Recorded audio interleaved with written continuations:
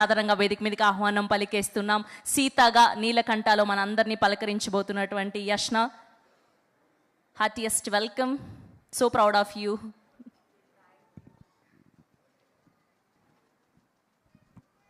ఓ god, నాకు speech అంటే first tension వస్తుంది, ఎన్ని స్కిప్ చేసేస్తాను అని.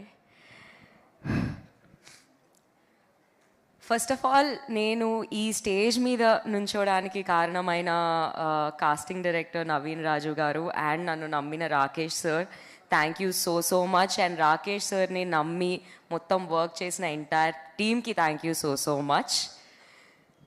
అండ్ మీడియా, అసలు last 2-3 days the love you guys have been giving us is terrific.